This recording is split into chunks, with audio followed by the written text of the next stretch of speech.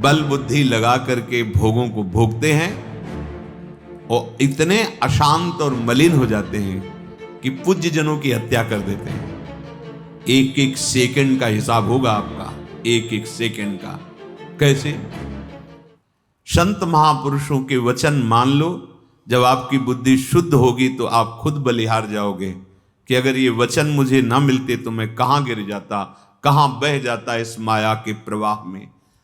ये जो महापुरुष जन बोल रहे हैं, ये करुणा करके बोल रहे हैं। इनको कुछ नहीं चाहिए आपसे, इनको जो परम सुख है वो प्रियाजू प्रदान कर रही।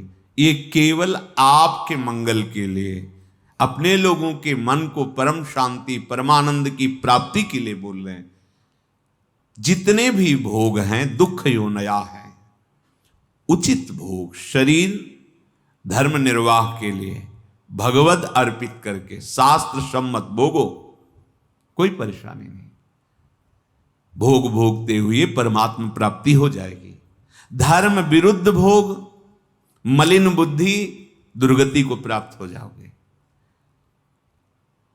ये रसेंद्री कभी तृप्त होने वाली नहीं, बड़ी दुष्ट है ये खाओ, ये खाओ, ये खाओ। देश विदेश घूम रहे हैं, अर्थ प्राप्ति हो जिससे हम भोग प्राप्त करें।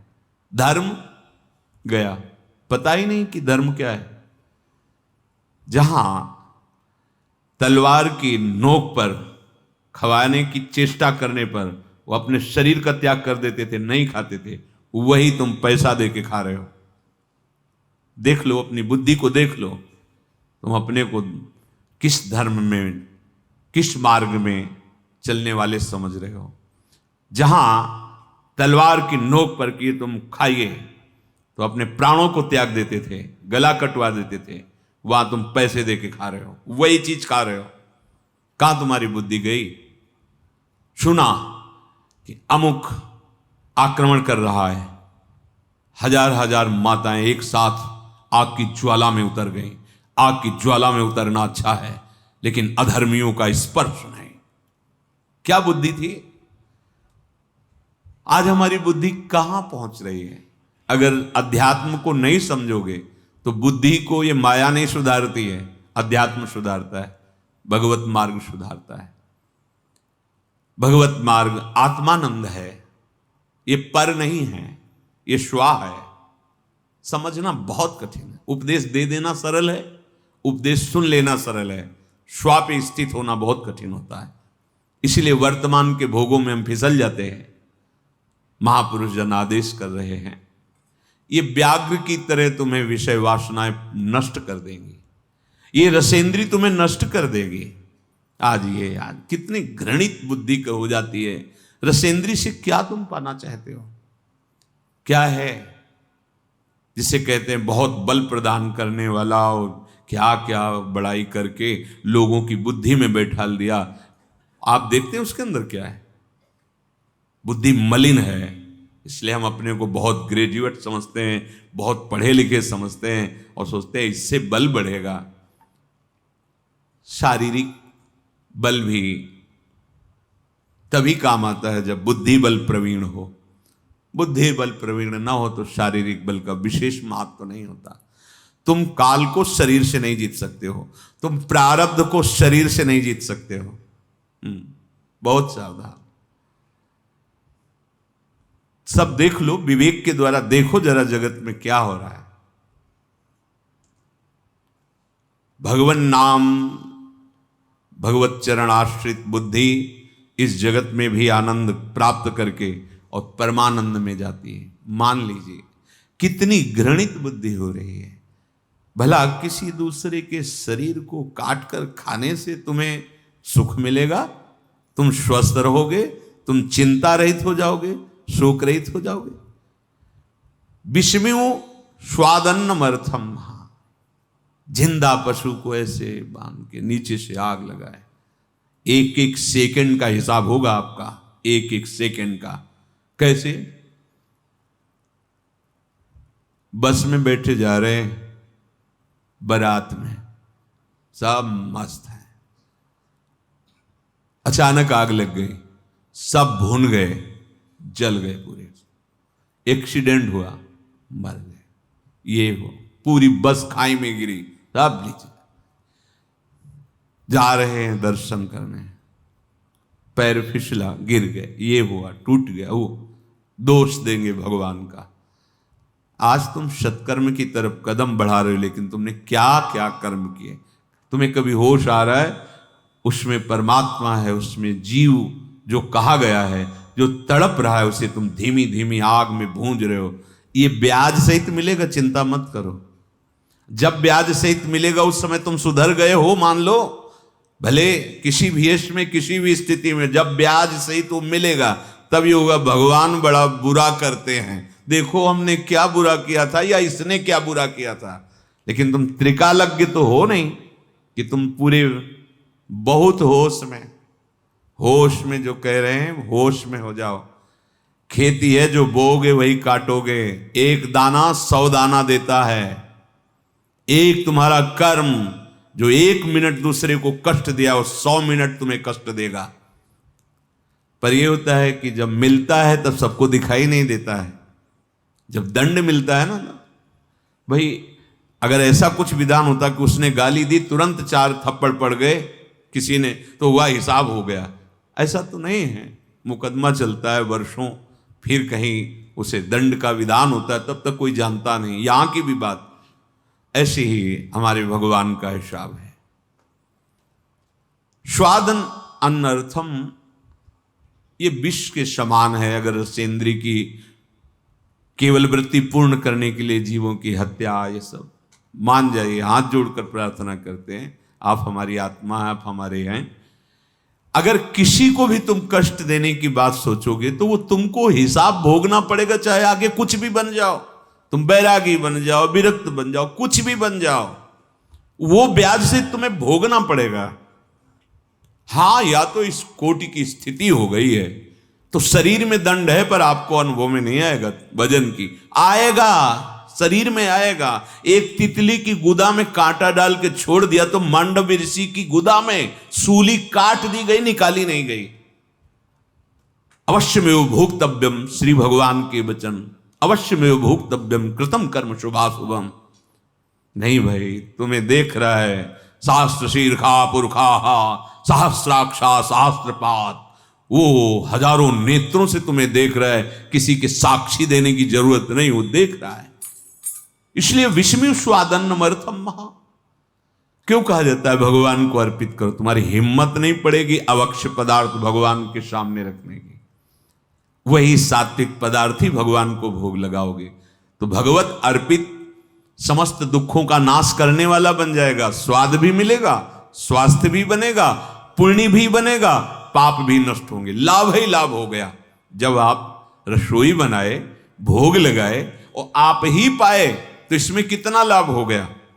आपका भजन बन गया, जब से रसोई शुरू की, भोग अर्पित किया, भगवान की प्रसन्नता मिली, प्रसाद पाए, सात्विक, स्वास्थ्यवर्धक, दुख नाशक, पाप नाशक, प्रसादे सर्व दुखानाम हानिरस्योपजायते। वो भगवत कृपा प्रसाद समस्त दुखों की हानि कर देगा, नाश कर देगा। समझ में नहीं आता, यही समझाने के लिए सत्संग, भगवत प्रेमी महात्मा जन विविध रूपों में, विविध भावों में इस जगत को अमृत पान कराते हैं। नर्थ प्राय मशाधु लोक मिलनम सर्वार्थ विभ्रंशवत। ये धन की प्रधानता बुद्धि में हो जाने से अनर्थ जागृत हो जाता है। जिसे हम अर्थ कहते हैं उसे धर्म से सीमित किया गया है। धर्म, फिर अर्थ, फिर काम, फिर मोक्ष। काम को मोक्ष के समीप रखा गया है और अर्थ को धर्म के समीप रखा गया है। धर्म से अर्थ कमाओगे तो कामनाओं की जो पूर्ति होगी वो मोक्ष की तरफ ले जाएगी। अधर्म से अर्थ कमाओगे तो राक्षसी भाव जागृत हो जाएगा और तुम्हारी दुर्गति हो जाएगी। जैसे हमें प्रगट में दिखाई देता है कि 1 लाख रुपया का जरा छल कपट किया, 1 लाख मार दिए, ठीक है, तुमने तो ऐसा कर दिया, तुम्हें बड़ा सुख लग रहा है। अब वो 1 लाख जब तुम्हें मारेंगे, बहुत सह नहीं पाओगे। ऐसी प्रिय जगह चोट पहुंचाएंगे जहां मरोगे भी नहीं और तड़पोगे। हमारी बात तक पहुंच जाओ जो हम कह रहे हैं। तुम्हें लग रहा है कि हम दूसरे को छल कपट हिंसा आदि करके धन कमा लिया, तो तुम किसको सुख देना चाहते हो? शरीर को और शरीर के प्रियजनों को। वो ऐसी जगह चोट पहुंचाएगा जहां तुम अधिक प्यार करते हो कि पूरे जीवन आह बोलते रहो, कोई दवा उसकी नहीं मिलेगी। तुम्हारा प्रियजन का बिछोह, प्रियजन का तड़पना और तुम्हें उसकी याद में, तुम्हें उसके दुख में दुखी होकर जीवन भर भोगना।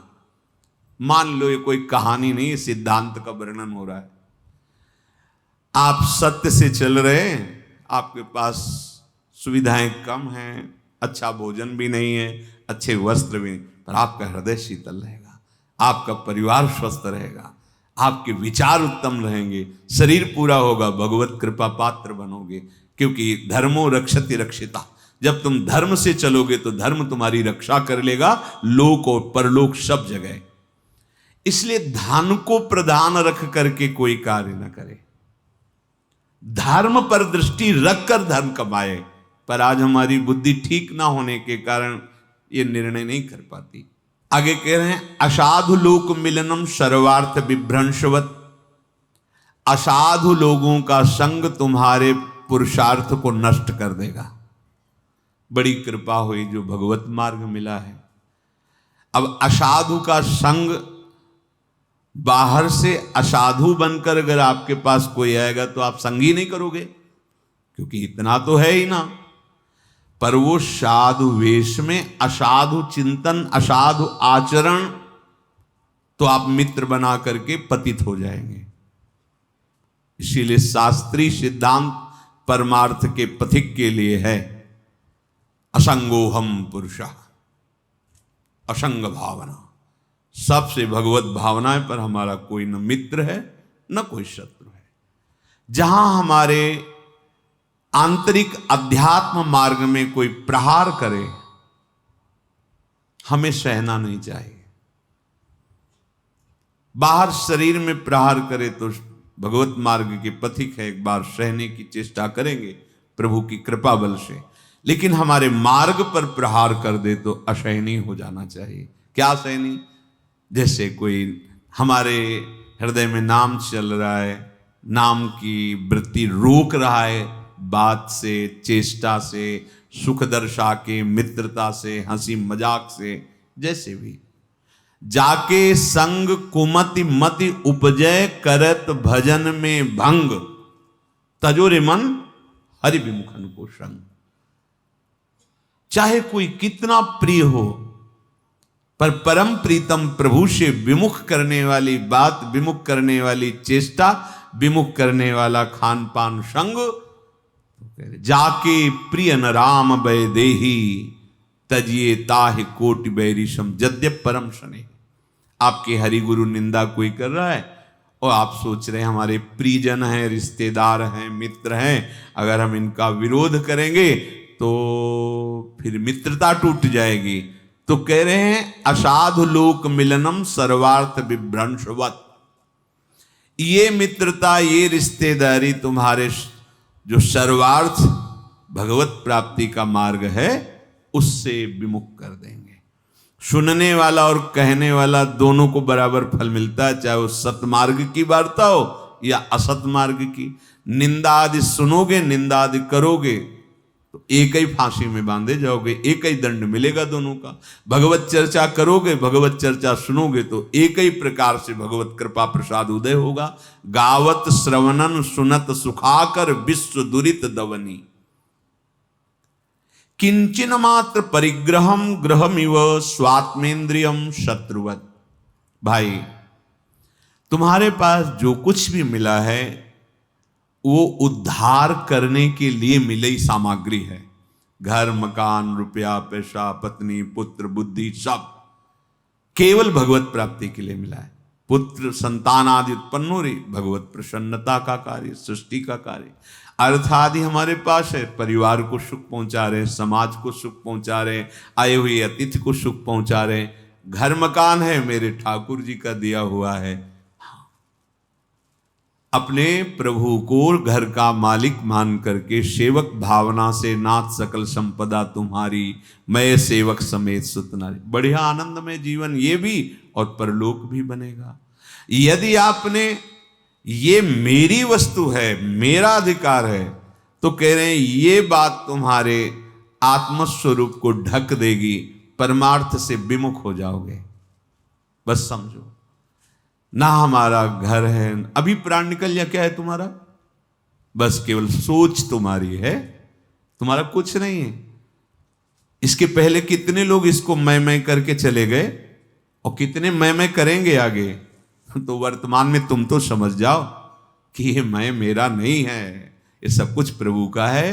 कुछ समय के लिए तुम्हें वास मिला है, और वास मिला है भगवत प्राप्ति के लिए। साथी मिले, पति पुत्र पत्नी, जो भी ये संबंध है, ये सब भगवत सेवा संपादन के लिए। समझ नहीं आ रही, भोक्ता बनकर, कर्ता बनकर, मालिक बनकर, स्वामी बनकर दुर्गति को प्राप्त हो जाते हैं। स्वामी प्रभु है। बड़े बड़े महापुरुषों ने गृहस्थी में रहकर स्थिति प्राप्त की है, बड़ी ज्ञान की, भक्ति की ऊंची स्थिति प्राप्त की। ऐसा नहीं कि गृहस्थी धर्म में चलने से अध्यात्म मार्ग नहीं चल पाया जाता, ऐसा बिल्कुल भ्रम है आपको। किंचन मात्र परिग्रहम ग्रहमिव स्वात्मेन्द्रियम शत्रुवत, कुछ भी अपना नहीं है प्रभु के सिवा, ये बात मानना है आपको अंदर से। सब कुछ प्रभु का है। आपको जितनी अधिकार सेवा दी गई तो सेवा दी गई। ये मकान, इतने लोग, इतना खान पान, इतनी खेती, इतना व्यापार, इसको आप सेवा दी गई। ईमानदारी से सेवा निर्वाह करो, नाम जप करो, भगवत प्राप्ति हो जाएगी उसी से। अगर आप एक भी वस्तु को अपना मानते हैं तो बाधा पहुंच जाएगी। एक भी वस्तु को देखो, एक दृष्टांत में पढ़ा था, शायद भक्तमाल में जी या मथुरादास जी के श्रीमुख से सुना कि एक महात्मा थे, बड़े विरक्त थे, विचरण करते रहते थे। संतों का स्वभाव होता है जगन मंगल करना। तो किसी धनी मानी भक्त ने कुछ असरफियां दे दी थी, पहले असरफियां चलती होंगी, तो उन्होंने मना किया पर ले लिया। चलो, भक्त की इच्छा है। कभी कभी ना आवश्यकता होने पर बिल्कुल इच्छा नहीं, पर सामने वाले के भाव देख करके लाओ, अच्छा लाओ लाओ रख, उसका भाव पुष्ट हो जाए। उन्होंने ले लिया। अब वो गीता जी रखते थे, तो गीता जी के बस्ता जो ऊपर वस्त्र था उसमें उन्होंने रख लिया वो सरपियां। शिष्य परिकर भी था, कुटिया में जाके गीता जी सम्माननीय स्थान पर रख, और बीमारी शुरू हो गई। किस समय क्या हो जाए कुछ पता थोड़ी। अब उनके चिंतन में था कि वो अशर्फियां बेच करके उससे हम स्वादिष्ट पदार्थ खरीद करके संतों को पवाएंगे। अब संत जनों को अर्थ मिलेगा तो भागवती की होगा, सुंदर फूल लाके प्रभु को फूल बंगला में बैठा लेंगे, भोग लगाएंगे, संतों को पवाएंगे, नाम कीर्तन करेंगे। और चिंतन बना सरफियों का, शरीर छूट गया। ये पानी का बुलबुला है, कब फूट जाए इसका कोई पता नहीं। सांप बनकर उसमें बैठे। अपने शिष्य को स्वप्न दिया कि बेटा हमारी गति बिगड़ गई, अंतिम में अशर्फियों का चिंतन हो गया, तो मैं सांप का बच्चा बनकर के गीता के उसमें बैठा हूं, आप मारना नहीं, तुम जाओ गीता का बस्ता खो। कहीं छेद नहीं था, छोटा सा सांप का बच्चा उसमें उसी कुंडली मारे हुए उसी अशर्फी पे बैठा। तो अब तो स्वप्न में बता दिया, तो प्रणाम किया, उस सांप का बच्चा ऐसे निकला, अशर्फियां ली और संतों को फिर निमंत्रण दिया और भंडारा किया, और वो सर्प गति से मुक्त हो गए। कहानी नहीं है, सत्य विषय है। महाराज भरत जी हिरण पर दया की, बच्चे से राग कर बैठे, अंतिम समय हिरण का चिंतन हुई, हिरण बन गए। समझो, विरक्ति का मतलब केवल वेश से नहीं है, विरक्ति का मतलब अंतर के राग त्याग से है। तो राग त्याग करना बड़ा कठिन लगता है, समर्पण करने में तो कोई परेशानी नहीं लगती। घर में ही है पर घर को अपना ना मान के प्रभु का मानते हैं। भोग सामग्री है पर प्रभु की भोग के लिए है, अतिथि सेवा के लिए है, परिवार सेवा के लिए, उसको स्वामी प्रभु को बनाते। वो हैं ही सबके स्वामी, अनंत ब्रह्मांडों के स्वामी। ये भूल सुधार लोगे तो घर बैठे महात्मा हो जाओगे, घर बैठे तुम्हारी साधना बन जाएगी। अगर भूल हो जाए तो महात्मा भी गति बदल जाती, देख रहे हो ना। बहुत सावधानी, महापुरुषों के वचनों को समझना है। किंचन मात्र परिग्रहम, तो क्या था भरत जी के पास परिग्रह? कुछ नहीं था। राज परिवार सब महल छोड़कर आए हुए थे, पर राग था। अभी राग था, वो राग पकड़ लिया हिरण ने। हिरण के राग में दूसरी गति बदल गई, हिरण की योनि प्राप्त हुई। बहुत सावधान। हमें स्थान परिवर्तन, वस्त्र परिवर्तन, ये सब खास बात नहीं। ध्यान देना है, हमें भाव परिवर्तन करना है। हमारा उद्देश्य परिवर्तन हो जाए, बस सब बात बन जाएगी। मन्येत प्रणयी हरौ सही वसेत साध्वत वृंदावने। तो अपने मन और इंद्रियों को वृंदावनेश्वरी श्री श्यामा जी के चरणों में लगाने की चेष्टा करो। भोगों से डरो व्याघ्र की तरह, और जो रसेंद्री के भगवत विरोधी भाव प्रकट करने वाले आहार हैं, इनसे बचो, मानो इसमें विष मिला हुआ है।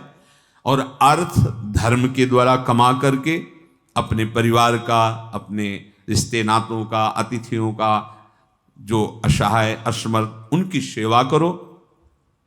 जो तुम्हारे भाव को बिगाड़ दे, चाहे रिश्ते नातेदार, चाहे प्रियजन, कोई भी हो, उसके संग से बिलक बचो, क्योंकि भगवत भाव बहुत कीमती वस्तु है। अगर ये बिगड़ गया तो कुछ हाथ में नहीं रह गया। भाव ही सब कुछ है। भाव प्रकट हो गया तो खंभे से भगवान प्रकट हो गए, भाव प्रकट हो गया तो कुत्ते में से भगवान प्रकट। भाव बहुत कीमती वस्तु है। किंचन मात्र भी कुछ भी अपना ना मानकर अपने प्रभु का मानो, और निरंतर नाम रटन करते हुए धाम आश्रित धाम वास करो, परम मंगल हो जाएगा। चलते हैं भगवान श्री राम के पावन चरित्र का कथन श्रवण करके अपने हृदय में अपने आराध्य देव की अनन्य निष्ठा को प्राप्त करते हैं।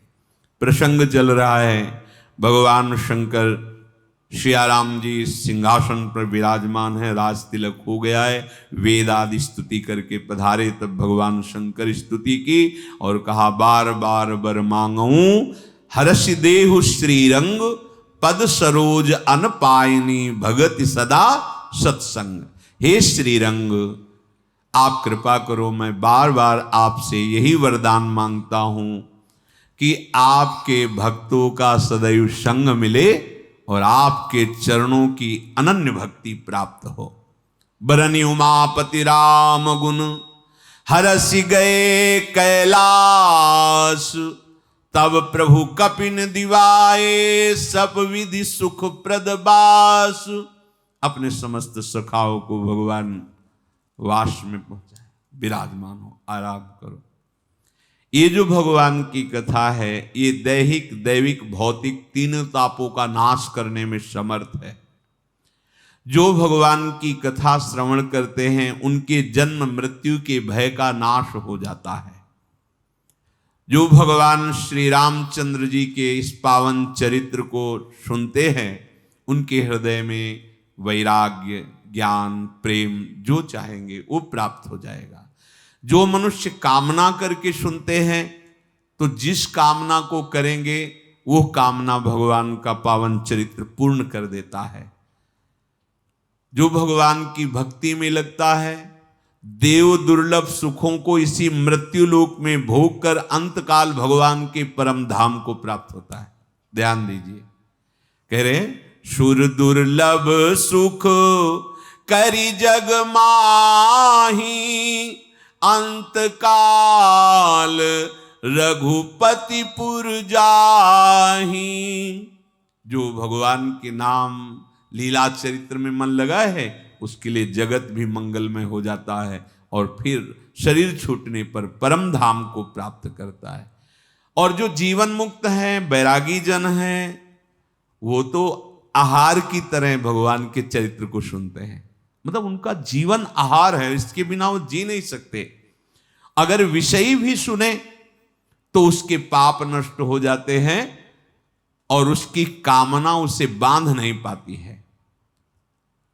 भगवान की कथा तो अनंत है, बुद्धि बहुत छोटी है, कैसे कोई भगवान की पूर्ण कथा का वर्णन कर सके। जो भगवान की कथा सुनता रहता है उसके हृदय में वैराग्य प्रकट होता है और दृढ़ हो जाता है, बुद्धि में विवेक प्रकट होता है और दृढ़ विवेक हो जाता है, हृदय में भक्ति प्रकट होती है और दृढ़ भक्ति हो जाती है। मोह रूपी नदी के पार करने के लिए ये सुंदर नौका है, ये जहाज है। जो रोज भगवान की चर्चा सुनते हैं अब उनके कल्याण में संशय नहीं। भगवान सियाराम जी जहां विराजमान हैं वहां की शोभा, वहां के सुख का क्या वर्णन करे। अब तो अयोध्या में रोज नए मंगल हो रहे हैं, बड़े बड़े महात्मा गण भगवान के दर्शन करने आते हैं। अवधवासियों का हो भाग्य, भगवान और भगवत प्रेमी महात्माओं के नित्य दर्शन हो रहे हैं।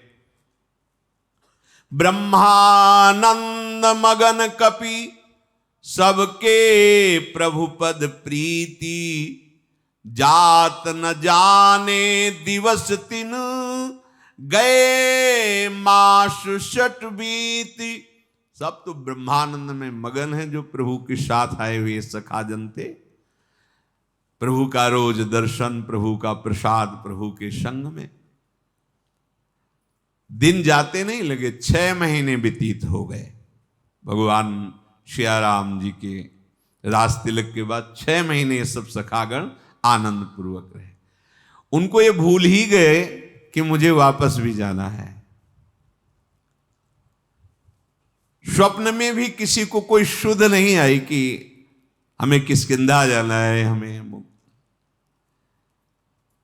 जैसे संतों के मन में स्वप्न में भी किसी से द्रोह नहीं होता, ऐसे ही सखाओं के हृदय में प्रभु किसी और को याद ही नहीं रह गई। अरे रोज दर्शन हो रहा है, प्रभु का उच्छिष्टामृत मिल रहा है, बड़े बड़े महात्माओं का समागम हो रहा है, प्रभु के दर्शन, इससे बढ़कर कोई परमानंद है।